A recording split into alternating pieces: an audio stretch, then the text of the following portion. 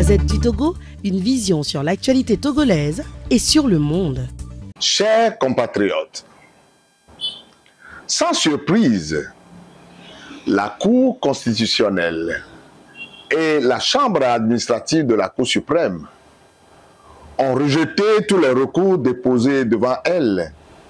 et confirmé les résultats de la grande mascarade électorale décriée par tous les Togolais. Dans la déclaration liminaire de la conférence de presse qu'il a organisée le 6 mai 2024, notre parti, Force démocratique pour la République, FDR, a affirmé que c'est de bonne foi qu'il a fait le choix qu'il croyait être juste en allant à ces élections, tout en sachant que ce choix comportait d'énormes risques. La grande vague de fraude sans pareil qui s'est déferlée sur les scrutins et qui leur a enlevé toute crédibilité n'a pas permis à l'opposition d'atteindre les résultats espérés. Même si certains de nos concitoyens nous prennent aujourd'hui pour cible et se réjouissent du braquage électoral dont toute l'opposition a été victime de la part du système dynastique qui nous régente, nous ne regrettons pas d'avoir fait notre part en choisissant de profiter de l'espace que nous offrait la campagne électorale pour aller réveiller nos concitoyens dans toutes les contrées du pays. C'est parce que nous avons décidé de participer à ces élections que le système RPT uni a été poussé à dévoiler sa cruelle et nauséabonde nudité caractérisée par des fraudes jusque-là inégalées.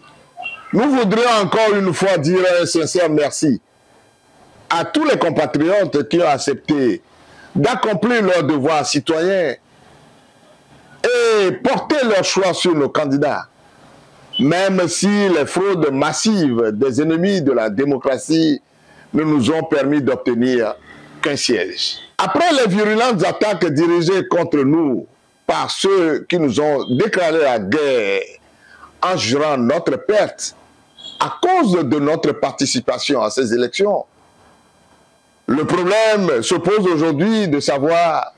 si les 5 députés de l'opposition doivent siéger ou non à l'Assemblée nationale. Par respect pour ces électeurs, le parti FDR n'aurait eu aucune hésitation à aller siéger si le problème se limitait seulement aux maigres résultats obtenus. Mais le grand bazar qui nous a été servi à la place des élections n'avait pour seul et unique objectif pour les tenants du pouvoir que de se donner le nombre de députés pour parachever la rocambolesque initiative de changement de notre constitution entamée dans les conditions scabreuses et intolérables que nous connaissons tous.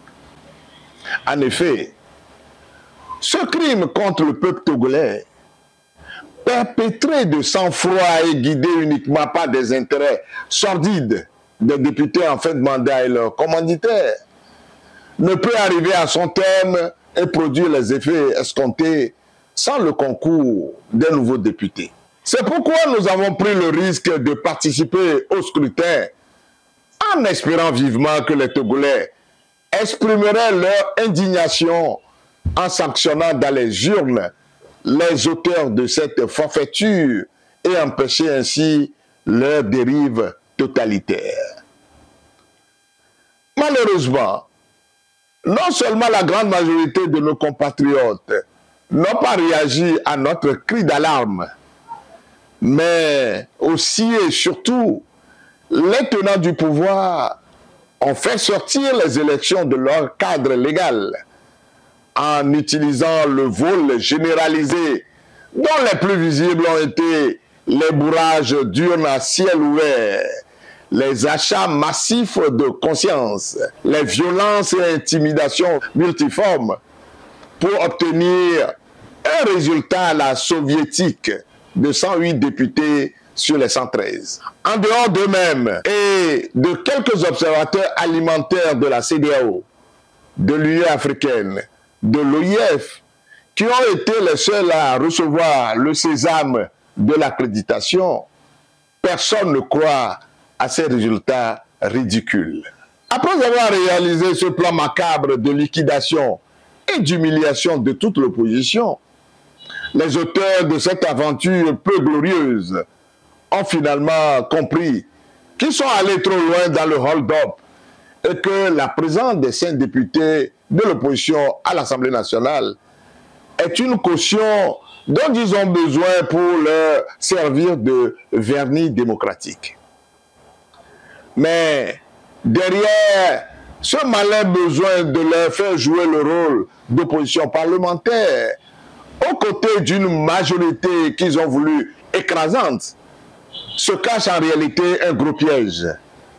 celui de les rendre complices de leur projet et de saper ainsi leur engagement de lutter contre ce coup d'État constitutionnel. En effet, la prétendue nouvelle constitution, dont personne ne connaissait auparavant le contenu, a été rendue accessible au public le jour même de la rentrée parlementaire. Et le règlement intérieur adopté par l'Assemblée nationale mentionne clairement que la nouvelle législature est placée sous l'égide de la nouvelle constitution. Dans ces conditions, siéger à l'Assemblée nationale par les députés de l'opposition reviendra ipso facto à reconnaître la constitution contestée et rend inefficaces les actions à mener par ces députés en dehors de l'Assemblée pour le retrait de cette constitution. C'est pour éviter cet engrenage que le parti FDR décide de ne pas siéger, en rappelant que dans toutes les prises de position au sujet de cette constitution imposée au forceps, il a toujours clamé haut et fort qu'il ne l'acceptera pas. À l'occasion de sa conférence de presse du 6 mai 2024, notre parti avait lancé un vibrant appel à toute l'opposition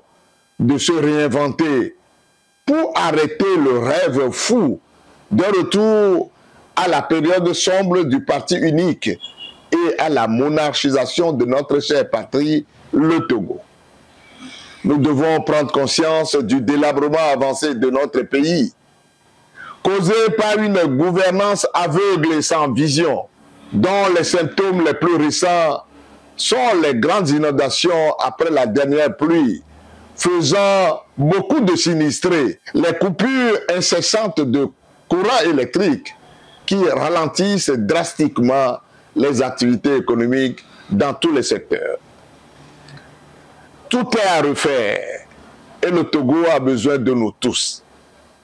Et si nous voulons réellement travailler tous pour un renouveau,